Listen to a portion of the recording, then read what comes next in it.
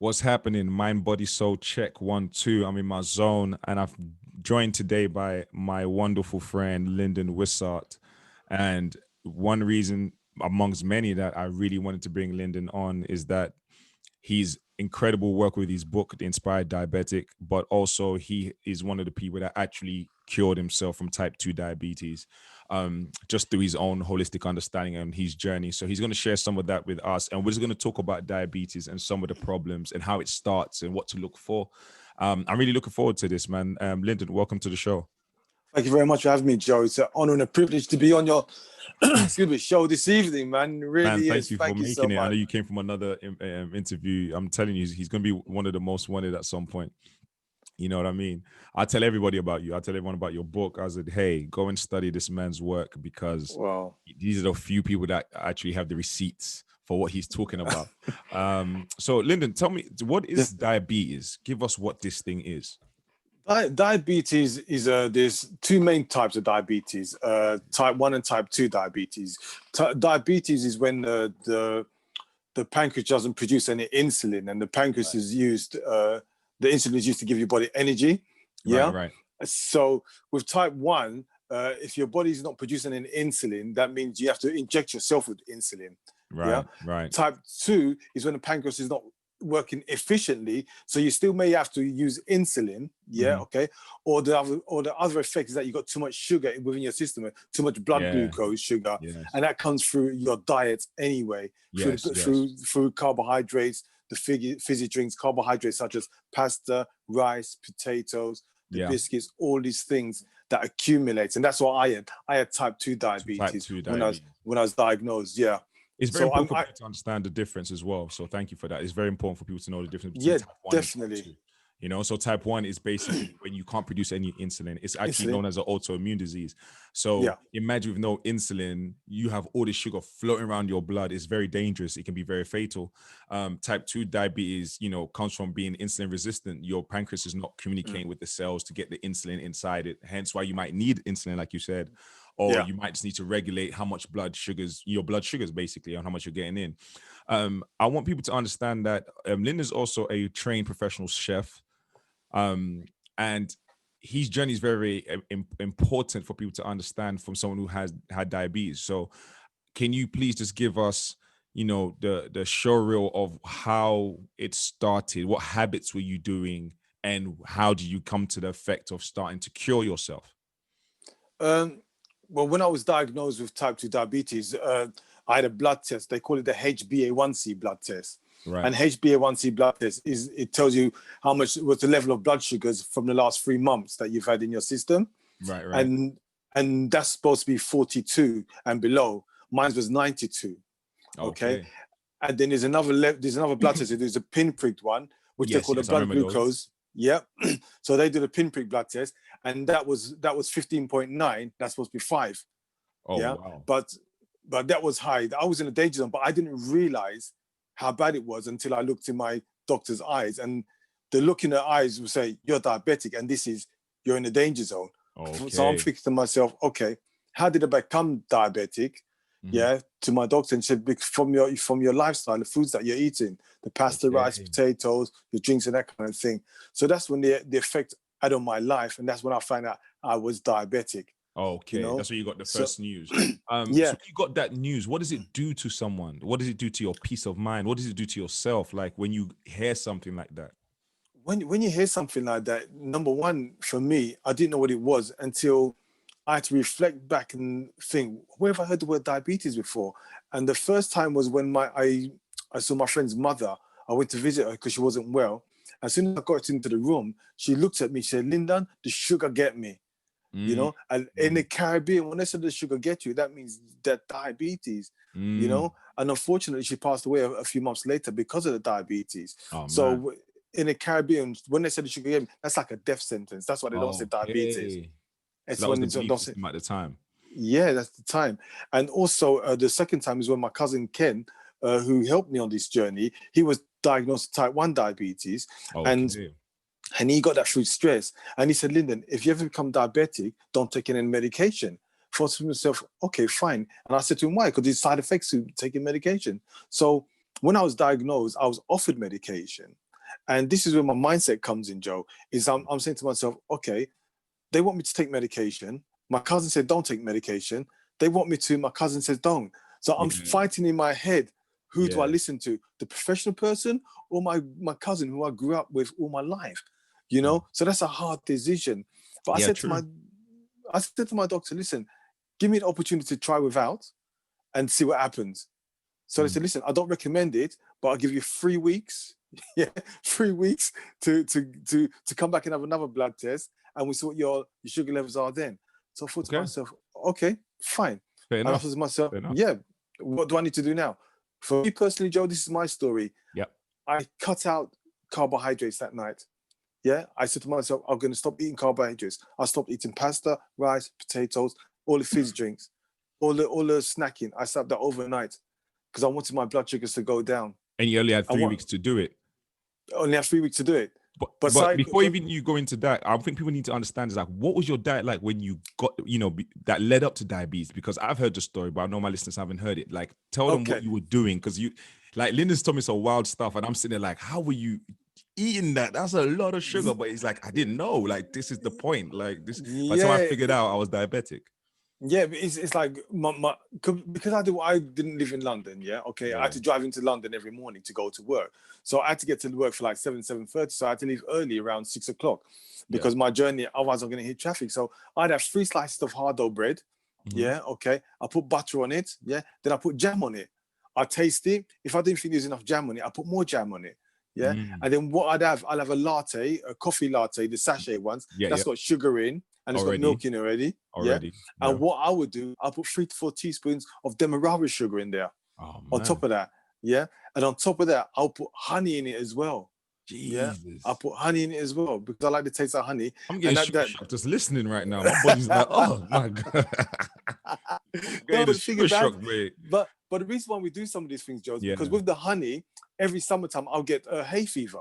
And they said the best thing to cure the hay for that. Exactly. So I'll be adding honey to everything.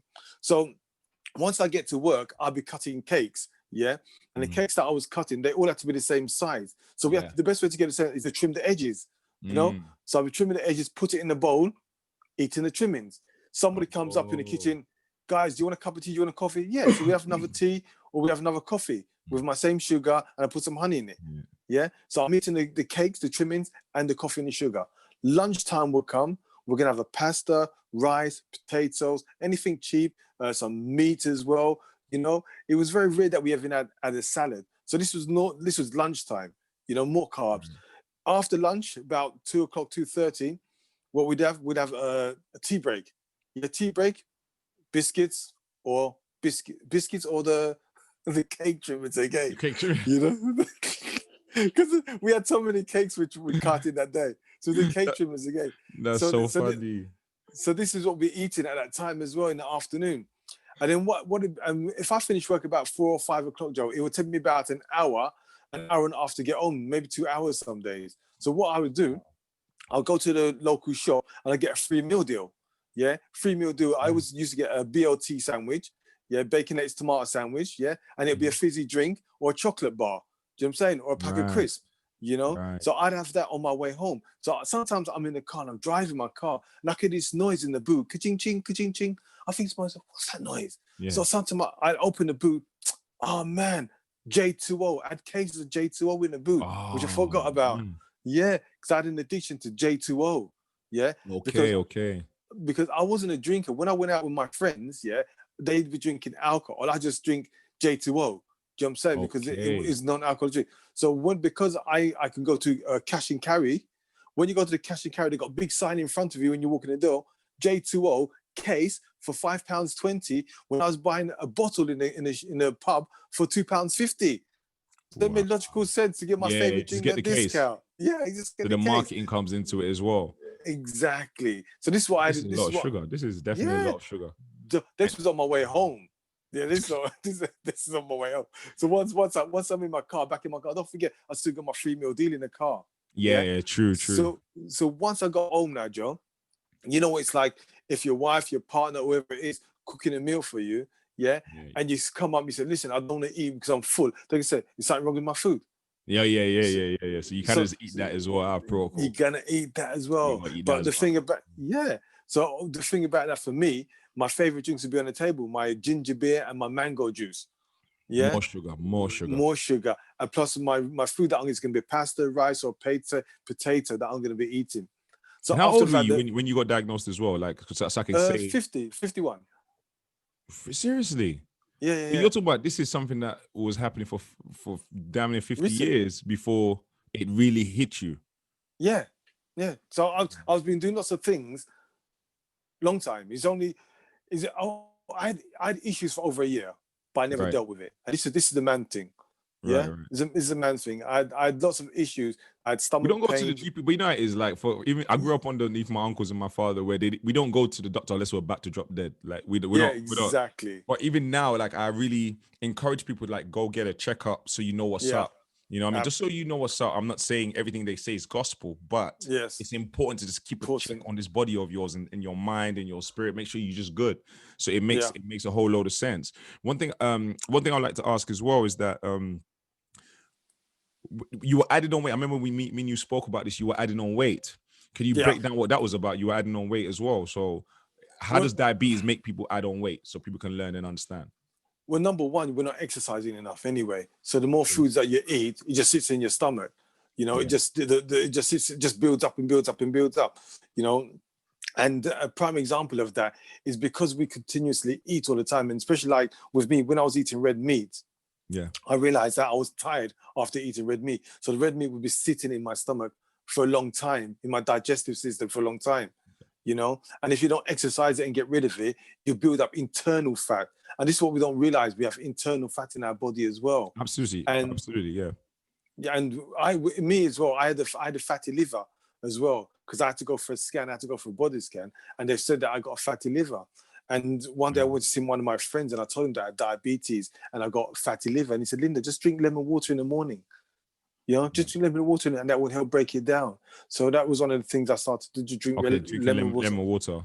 One thing Yeah, people on a need to regular also basis. understand is that when the reason why people add on weight as well, type 2 diabetes, is that remember Lyndon mentioned earlier about you're not producing enough insulin. So Yes. now what insulin is a fat storing hormone as well as a blood sugar regulator too. So if you have lots of sugar flowing through the blood and you have enough insulin to regulate it, it will store itself as fat. Yeah, So, definitely. and then you're not exercising as well. So that's adding on to the issue and you're just piling on the sugar.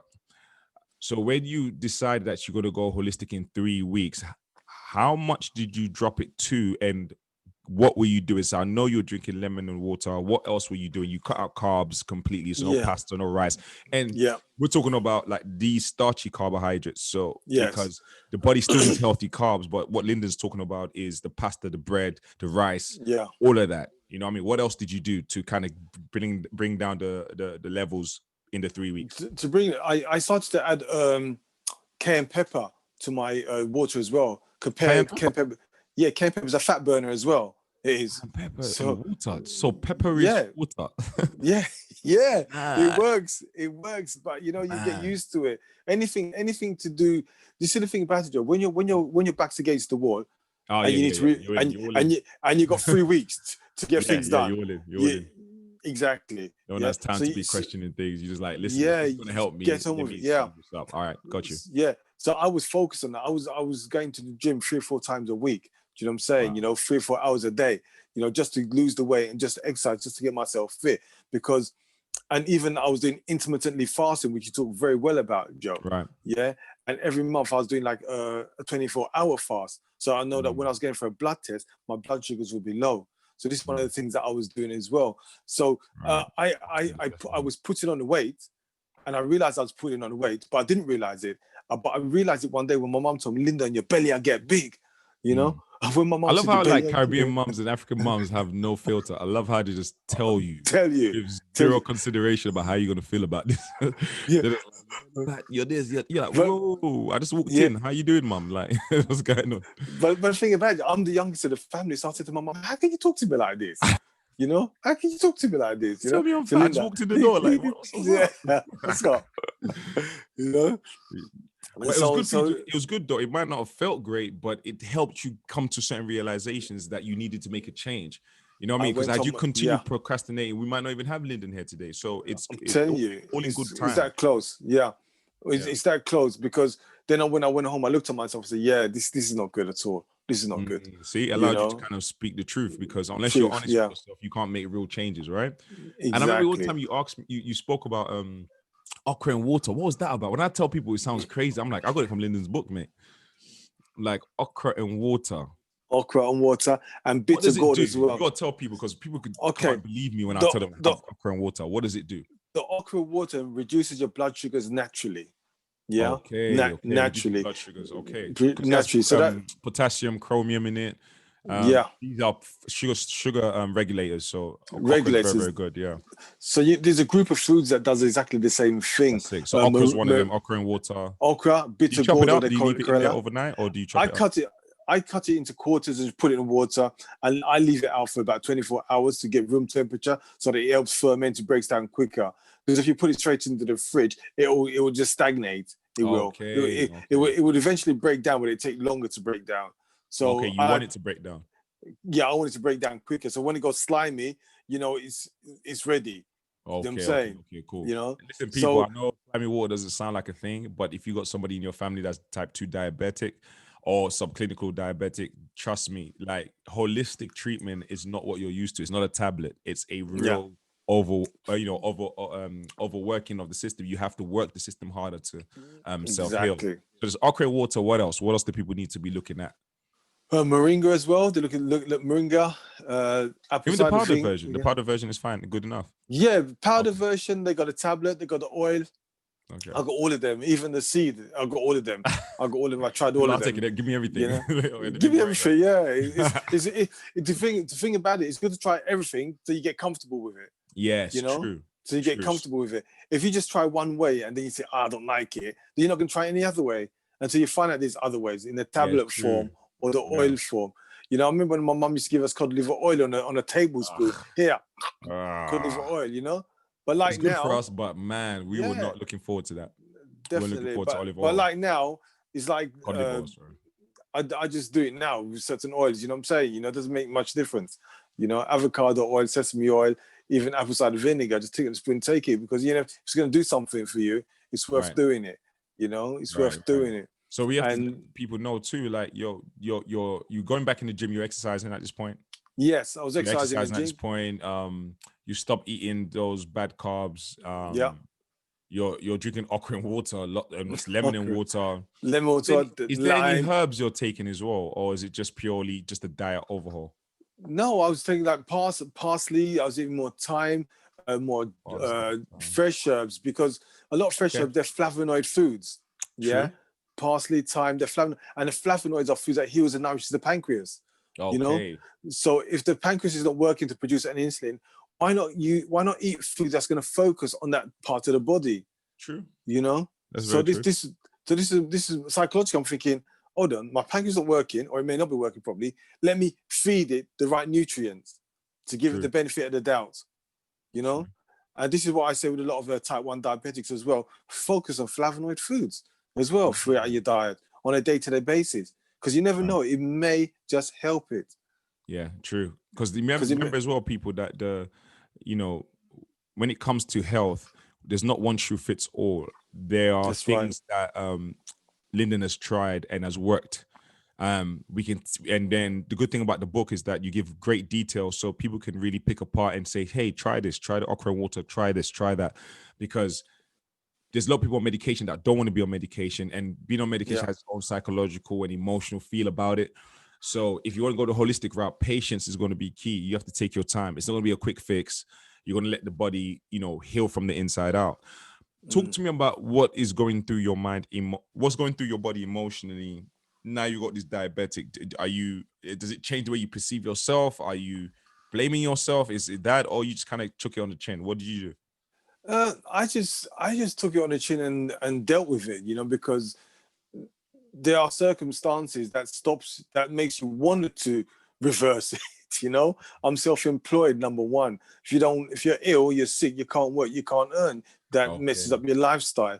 And also, if you're ill, your body don't function properly. You're always thinking about the illness. So it's all negative strain on your body, mental and physical strain, you know. So like when you start to reverse your diabetes and you consider levels going down, it's like, wow. The amount of people I've spoken to who's gone through my book and they've talked to me and they've started to reverse their diabetes, Joe, the look on their face, their body posture, everything changes. It's like they're living a different life now. Of course, because that book has given them a new life, and I think that's why it's so great. And I'm always an advocate for people to like, listen, if you've had an experience that you were able to overcome, like write about it, talk about it, because the reality of it is there's other people that are lost. So, you know, it's very important that you wrote that book, and people should definitely go and follow Lyndon. What's the website?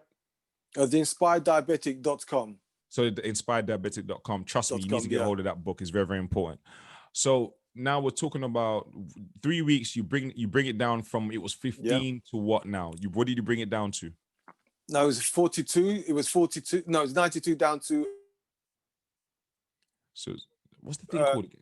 What's the measurement? 92. Yeah. So if oh, sorry, the HbA1c. Sorry, my HbA1c. Yeah, because you said it was 15 or something like that. I can't remember. No, the HbA1c was 92. 92. Yeah. And within 28 days, it went down to 77. 77. Yeah? Okay, cool. So we got down from 92. No, 25 days. Yeah, 25 days went down to 77. 28 days went down to 60. Yeah, in a total of 104 days, it went down to 41. It did. And what should it be? 42 and below. Should be 42 and below. Yeah. And this is you just consistently, you know, you intermittent fasting, you're cutting out the carbs, you're taking the right nutritional values in, and this thing that was really working for you, basically. Yeah, definitely. And I still do that now because it becomes a lifestyle. Change. That's the key thing as well. People need to make it a lifestyle change. You can't really just get up and say, I'm going to get rid of diabetes and then go back to the thing that gave you diabetes straight after.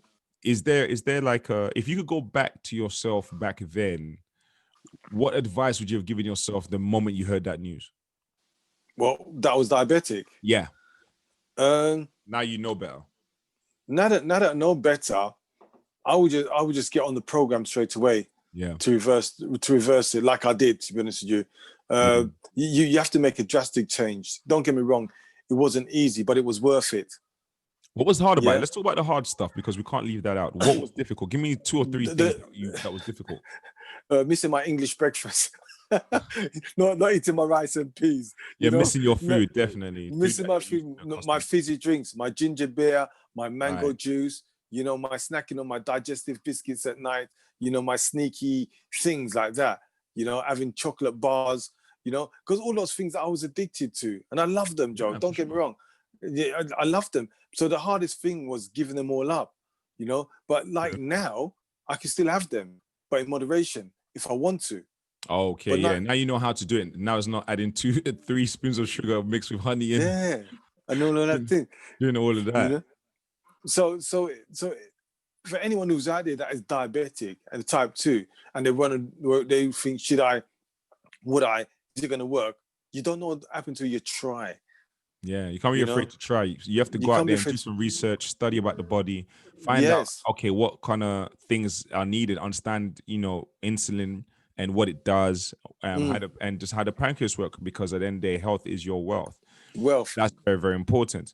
So being that you also are a well-trained chef at some of the most prestige places, what is it? Is it still difficult now when you have to handle so much food? Like, what's your relationship with food now in 2020? Control, discipline. Yeah, control and discipline.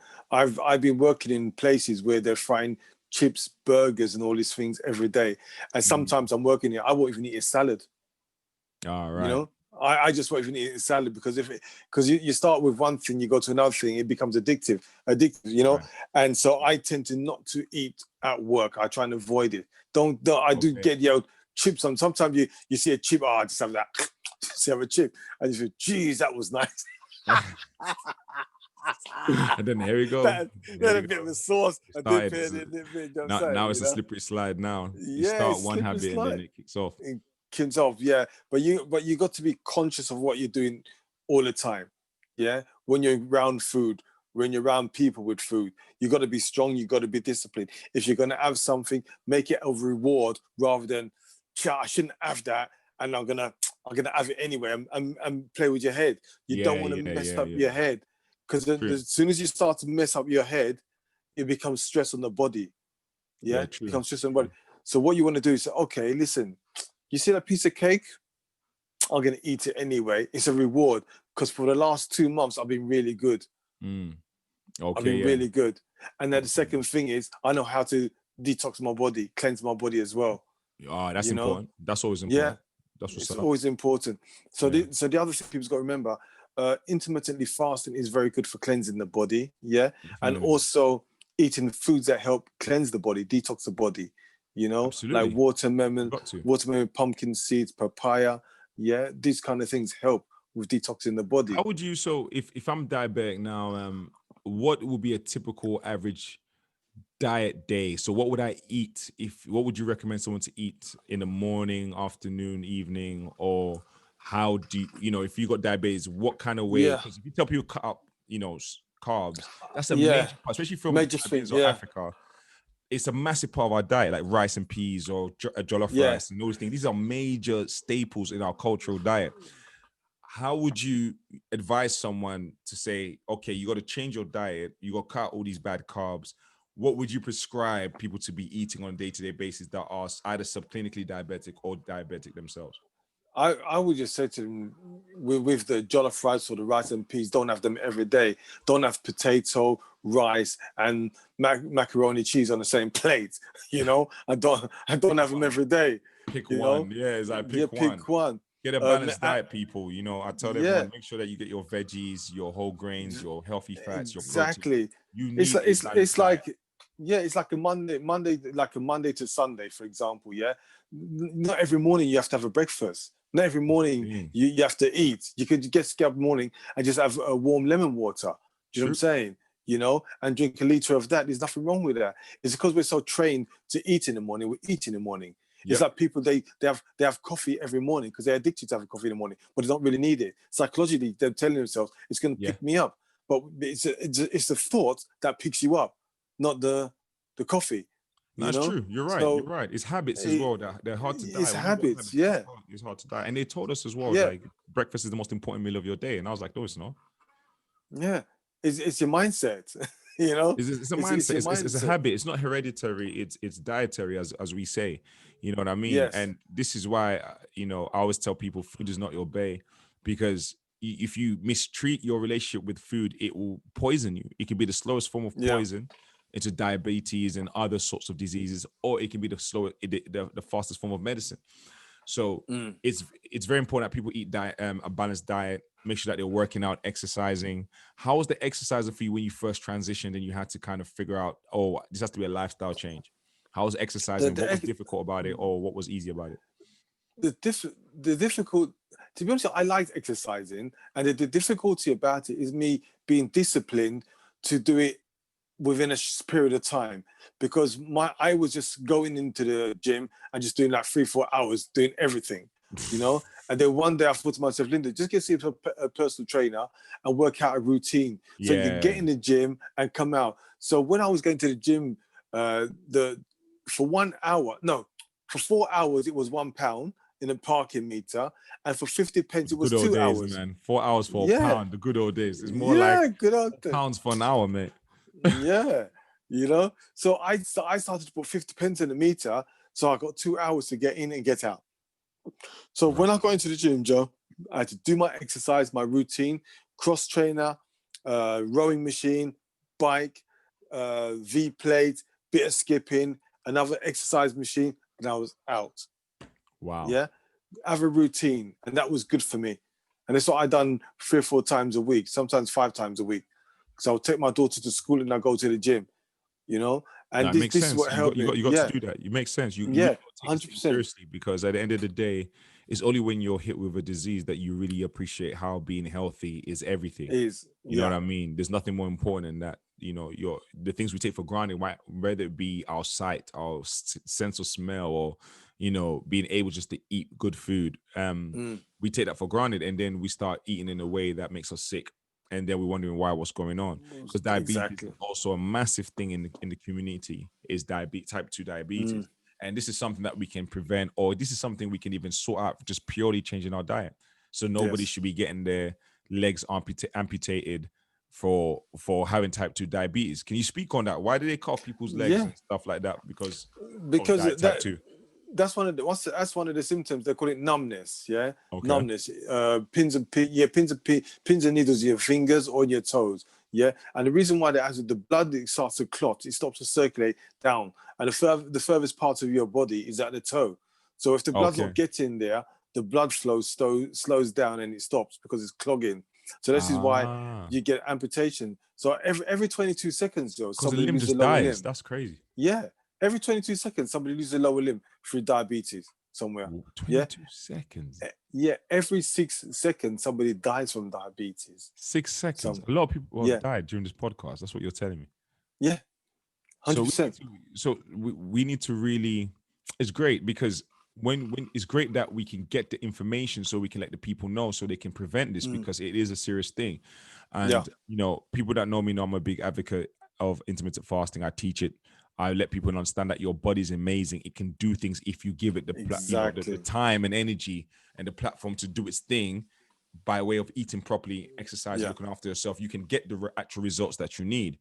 How did when you reversed diabetes, at that point it was a total lifestyle change? So now you were just kind of carrying it on, really. But you made minor adjustments that I always refer to as mindfulness. So now you're not eating the carbs. Are you still not eating the carbs? Are you eating it now? Or no, how's I eat it changed? Or carbs you're just portion controlling it? Yeah, it's more control now. To be honest with you, these days that I don't eat carbs at all. I don't touch pasta, rice, or potatoes on some days. So it's like normal for me now. And the thing about it, I don't think about it. It just doesn't happen. Wow. You know, because I'm not around it all the time. And if you're around it all the time, you still control yourself. You know. Now that's true. That's true. I think being able to make those adjustments, and I know they feel hard because, like I said, if you're African Caribbean descent, you know, rice and peas, rice, potato, yams, these things are very massive staples in our culture. But you talk about lifestyle transformation. Do you understand what I'm saying? We just have to cut them out. We just have to cut them out and look at other foods now. So instead of saying, "Oh, I need to eat it every day," I'm saying you don't need to eat it every day. It's your mindset that makes. It's your mindset that thinks you need to eat it every day. So it's psychological than it is more physical. Yeah, exactly. There's so much more fruit and there's so much more vegetables out there. You can have sweet potato, you know what I'm saying? More vegetables, courgettes, you know, red onions, the things that helps the body, you know? And it's just being creative. It's just being creative doing it. That's why I do some of my cooking shows using like spelt spaghetti. You know, it makes a difference using the okra water to make a juice. You know, I've done okra water with apple and pear.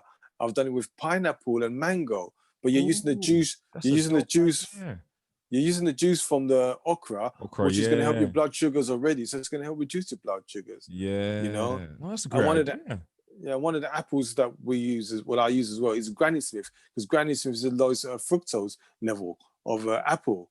Do you know what I'm saying? See, that's a gem right there. The lowest fructose level inside an apple is the Granny Smith apple. Granny Smith, So when you find out about these things, you can still have them, but look how to contradict the ingredients. You know, how to balance it, balance it out. True. The body needs balance. That's what it's after. It's not after an excessive amount of any one thing. Exactly. The body's there for balance. When it comes to actually, if someone comes to you and said, I've got type 2 diabetes, what would be some of the recommendations as far as herbs? Do you know any herbs that the people can use that can be very, very useful in type 2 diabetes?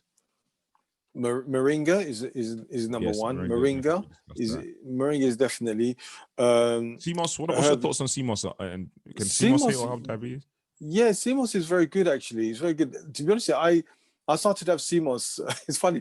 I went to a Caribbean takeaway the other day. Right. And because of where I live, it's hard to get all the CMOS, not unless I buy it myself. And because I wasn't formidable with CMOS, I hear a lot about it, like the red CMOS is much better, you know. And I thought to myself, they're doing a CMOS, ginger CMOS. I thought, let me try that. And Joe, I tried the sea moss and it was so nice and it cleansed me, which it took purities out of my body. True. Do you know what I'm saying? Has a lot of essential trace minerals in there and macronutrients. Yeah. Makes sense. So when I had that, I thought, yeah, I'm going to start working on this more often as well, because it's good to cleanse yourself all the time, no matter what, you know. Because don't forget, even though you're eating healthy, sometimes you don't know what impurities are in some fruits and vegetables that we're eating. So if you're having something that's help dragging it out, it's good to take it out. So I eat fish sometimes, and it's good to have like watermelon with pumpkin seeds and papaya to blend down to help take out the parasites out of your body. So that's another way of getting parasites out of your body. Pumpkin seeds are very powerful. We eat it in West Africa, especially in Nigeria. I roasted pumpkins. Yeah. No, sorry. I roasted some pumpkins. I was going to refer to in Nigerian culture they have something called egusi, which is pumpkin grinded, and it's a massive part of the food structure as well. And then when I learned that it actually has massive antioxidant qualities, magnesium, calcium, a few things, and it helps wash parasites out the body, I became an avid fan. Exactly, yeah. That's why I eat it now all the time. Do you know what I'm saying? I roast it down, and I was having cashew nuts with it as well, and that combination was so nice for me. Oh gosh, I found something new. So I'm still learning about foods and still combining foods together to find what's nice with a palate. True. And you have to experiment. And this was like a snack for me, Joe. You know, the pumpkin seeds, and it was like a snack.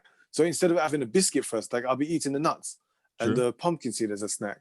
You know, and to be honest with this, you don't even have to have no salt, nothing to it. Just roast it, and that's enough. True, because when they add this, roasted peanuts or with tons of salt, and they pack the salt, sometimes at the bottom of the bag. Like, you know what I'm saying? Or they'll do honey roasted this and that, and they pack it with sugar. Then it's like, yo, you might as well have had a Snicker bar. It's the same thing. You know what I'm saying? Like, you're gonna have all this salt and sometimes, like, I remember when I used to eat that, and I look at the bottom of the bag and I see all the salt and sugar. I'm like, wow. So we just went back to the raw nuts, Brazilian nuts, which is very, very important for us as well to have selenium in our diet, because obviously selenium is a massive part of the male prostate as well as thyroid and your thyroid glands, converting T3 cells into T4. So it's very, very important that we have all these almond nuts and all these things available so we can get the trace minerals we need so we can actually, get maximum health. The last thing I'd like to ask you is that when you're writing your book, what was the key highlights in that book for you that you wanted people to get? To share my journey, to be honest with you. That's why I initially wrote the book, to share my journey, because I didn't mean to write the book, Joe. It wasn't intentional. Let me just quickly tell you how I became to write the book. My cousin was type 1 diabetic. He told me he got his diabetes through stress. I want to see when he through stress, let's explain to him what happened. So he had a bad relationship. That caused his type 1 diabetes. So I didn't even know relationships could do that. I didn't know relationships could do that, bro. Like, I'm learning something right now. I didn't know you're the wrong person to mess around and end up with type 1 diabetes. You're like, Jesus. I thought that was something that's in your genes or something. But hey, you learn something every day. But anyway, what he done, I told him, you need to write a book or tell someone about it. You need to do something. And he said, I've been thinking about writing a book. So I said to him, okay, I've got a friend who's written a book. So let me talk to him. So I spoke to my friend about it. My friend said to me, Lyndon, come to this event that we're having, about how to write a book, put a book together. So we got there. I sat at the front. My cousin was at the back because I wanted to know everything, to help him get this book started, And I'm sitting there, and the speakers was so intriguing. And I met one lady there who's written 4 books. And I said to her, how come you've written 4 books? She goes, I just enjoy writing. And that is the day, fun. Joe. That is the day my HbA1c went from 77 down to 60. Yeah. And when I met my cousin that day, and I told him, I said, Ken, listen, my HbA1c is gone down to 60. He goes, wow. He goes, that's really good. He goes, Lyndon, what you're doing is really good. So when I'm sitting at this meeting now, I remember Ken told me what I'm doing is really good. So I said to my friend Darren, listen, what I've been doing with my diabetes, my cousin Ken said is really good. Do you reckon I could get a book out of it? He goes, okay, Lyndon, write down everything that you've been doing yeah, and come see me next week and we go through it. So I wrote everything that I was doing, page by page, page by page, page by page. And when I got to see Darren the following week, I sat down with him and I'm reading it. He goes, read it, Lyndon. I started to read it. Joe, I started to cry. Wow. I started to cry. I'm looking at this. I'm thinking to myself, it's like I'm looking at myself. I'm saying, is this what I went through? Is this what I've been through? Is this what I was eating? You know, and Darren had tears in his eyes as well, man. I said, Darren, so what do you think? He said, yeah, Lyndon, you got a book. Let's do it. No, that's and dope. that's how it started. And that's how it started. That's so dope. the book was about my journey. That's what it was.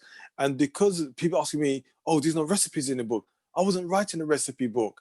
That's going to be book 2. But I got ingredients that I was using to help me reverse my diabetes and the foods that I was eating.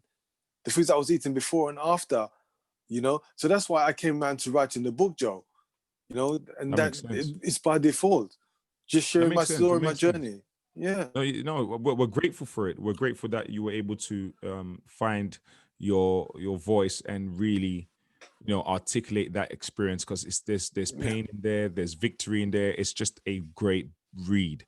Thank you. It's the inspireddiabetic.com. You need to get a copy of this book. It's just one of those books you need in your bookshelf, because you never know where someone might just need that extra information that you could just pull from and just give it to them. You know, reading is always key.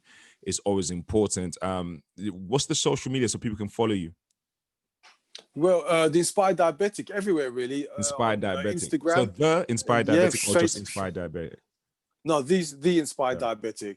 The Inspired Diabetic on Twitter, LinkedIn, Facebook, Instagram. I do a blog as well. Yeah, theinspireddiabetic.com.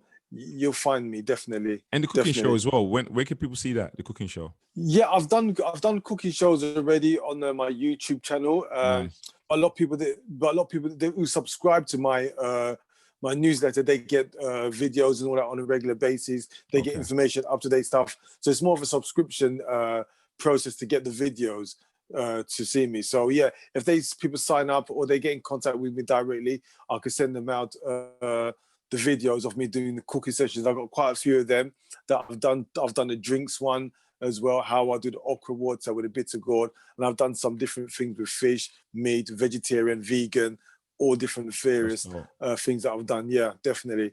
And I'm doing a thing very soon as well called Take 3 Chefs, where we've got 3 different chefs. Is myself doing diabetes. Another chef is a Caribbean chef. He's just doing Caribbean cooking for everybody. And we've got another award-winning chef, Chef Kevin.